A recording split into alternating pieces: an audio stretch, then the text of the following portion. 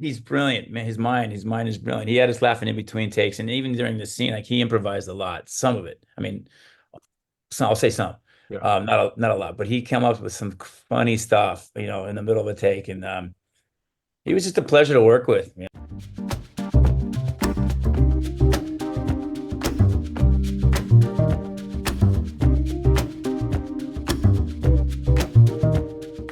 Hey everyone, it's David Stark from Watcher Pass, and I'm talking to Brian Van Holt, the star of Boneyard, which is coming to VOD on July 2nd, 2024, and US theaters on July 5th, 2024. I'm going to talk to him right now, and while you're watching, if you can like and subscribe to this channel, that would be fantastic. I'll spend a lot. Thank you. So, thanks so much for joining me. Today I've got Brian Van Holt, the star of Boneyard, which is coming to VOD on July 2nd, 2024, and US theaters on July 5th, 2024.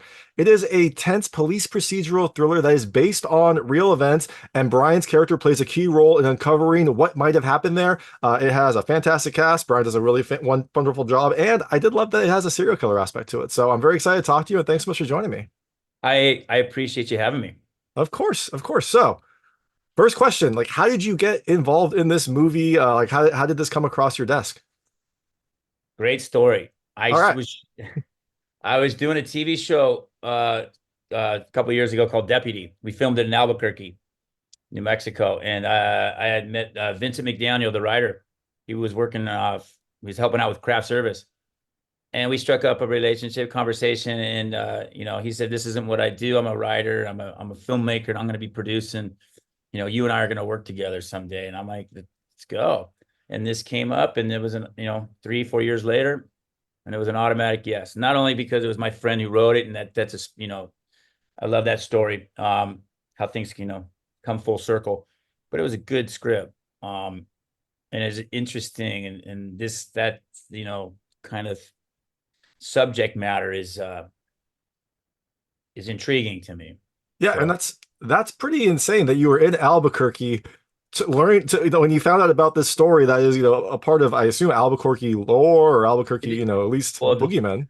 I I learned about it on the local news when we were there filming. Something had happened, some new something popped came up that had to do with the case.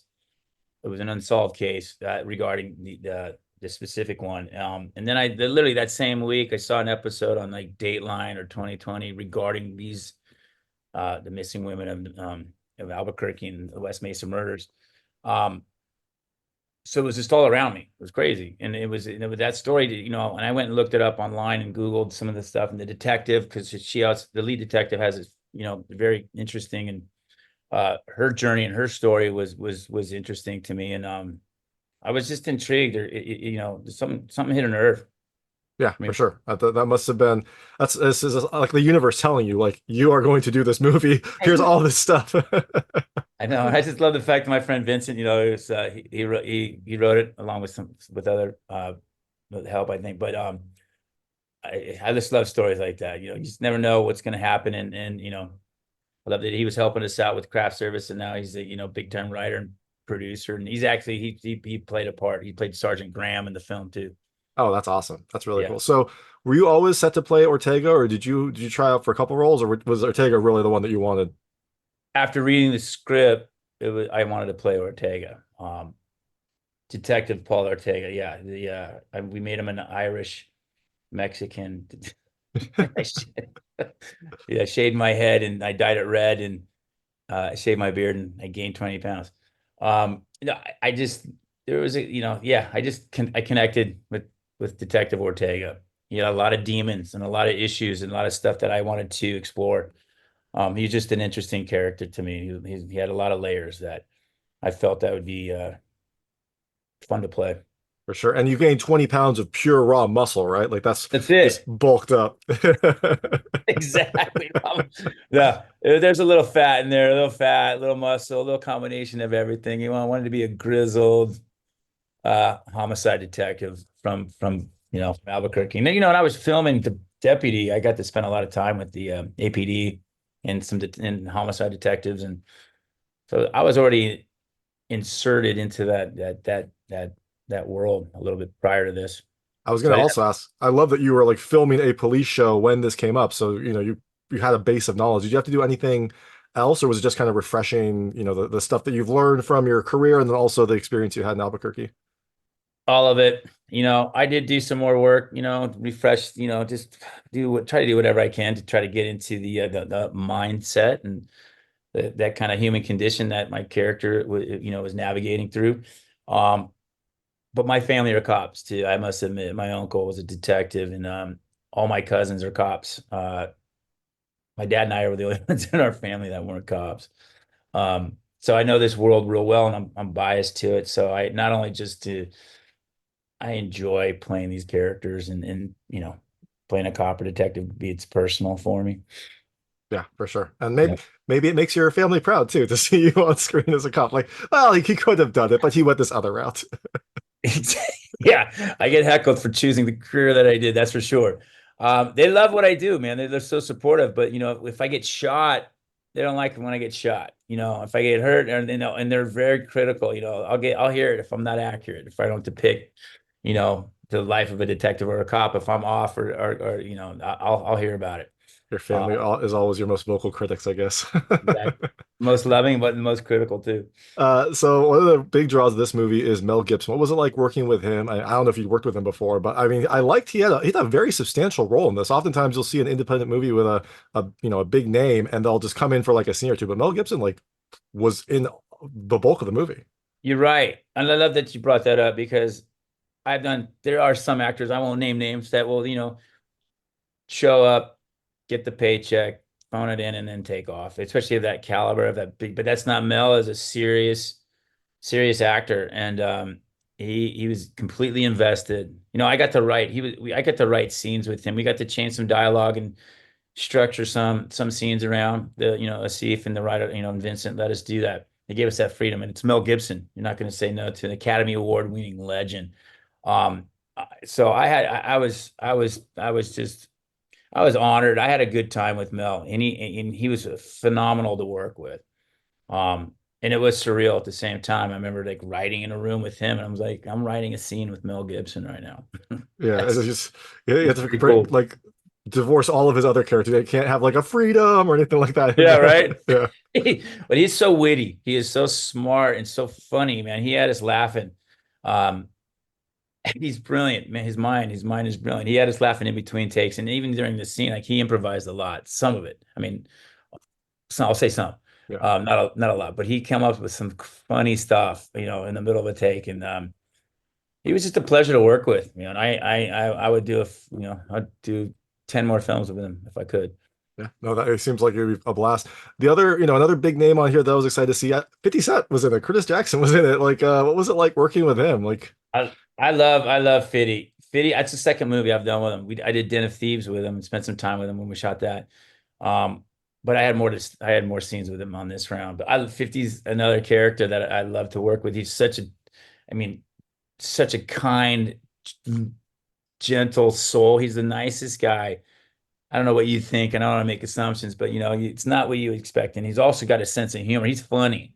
He needs to do a comedy next. I want to do a comedy next time I work with 50 because he's so funny and he's so charming and engaging with not only just us, but with the extras, with everybody on the set and just in life. He's just he's just a great dude.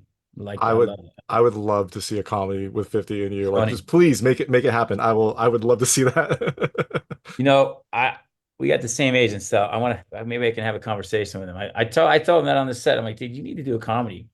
I have an idea. So I need to follow through on it. Yeah, I do please have an do. idea. I Yeah, do.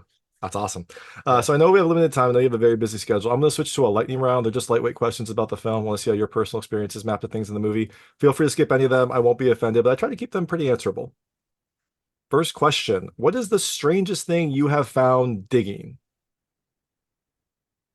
Dude. What is this I found digging? I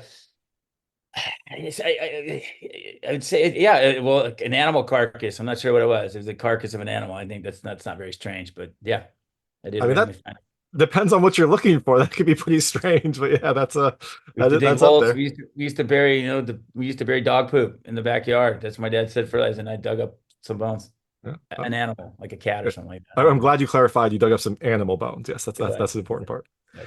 Yeah, the next question was gonna be, have you ever wanted to be a cop? But I assume at some point in your life you wanted to be a cop, and then you decided to, shun that life and go into acting. It did. It was definitely an option for me, and I struggle with it. I was gonna, uh, I went to UCLA, and after I graduated UCLA, I was gonna, either go cop route or the creative route, and it, and there's been a lot of times when when I wish I would have chosen the other. I'm just kidding. But yeah, yes, I did. There's a big part of me that wanted to be a cop, and I guess that's why I play so many. I've been lucky enough to play a lot of cops and detectives, and because I'm Yeah, I mean, play what you know. It was around you growing up, so you might as well, take advantage of yeah, that. exactly. Have you ever either been interrogated or done an interrogation? Uh, I've been interrogated. Have I done an interrogation? Not like, sort of, maybe a little bit. Yeah, maybe sort of, not on a level, but yeah, I've been interrogated before, and I've had to do an interrogation. All right, there we go. Um, And the last question, do you have a favorite serial killer? It doesn't have to be like a number one fan, maybe also one that like intrigues you. God, do I have? I mean, all. I mean, Richard Ramirez. There's something Bundy. They're horrible and awful human beings, if you want to call them that. But there is something like that's bizarrely, like, interesting or fascinating or intriguing, like you said. Try to articulate some in a way that's not, doesn't give. But anyway, yeah. I mean, there's a reason why true crime and like serial killer podcasts and movies are so popular, right? Like people are I fascinated by it, despite the it, fact that they're probably appalled by what happened. it blows me away, the success of like all the Datelines and the ID channel and that stuff. I know so many people are myself included. My wife and I do watch probably too much of that. Well, for you, it's research, right? That It's was research. research for your roles. Exactly. That's what I tell my wife. So the film is being released on VOD on July 2nd and then in theaters on July 5th. You're out promoting the movie, getting the word out, but I imagine you have other projects on the line. After people see you in Boneyard, what can they look for next from you? The next film I got coming out, it's Copperhead. I don't know when the release is, when the release date. It's another more of an independent film my friend directed. It's another action thriller. And I don't know when it's going to be released. My friend who directed it and editing it right now, he's off in Italy, so I think they're done. So who knows? But the next film's Copperhead, and after that, I'm not sure. Trying to find the next gig. All right. Well, Hopefully, you it's a can look. romantic comedy. I was gonna say you can look forward to Copperhead and the upcoming romantic comedy with Brian and 50 Cent coming at some point. But before that, check out Boneyard. This is Brian Van Holt, the star. Thank you so much for your time.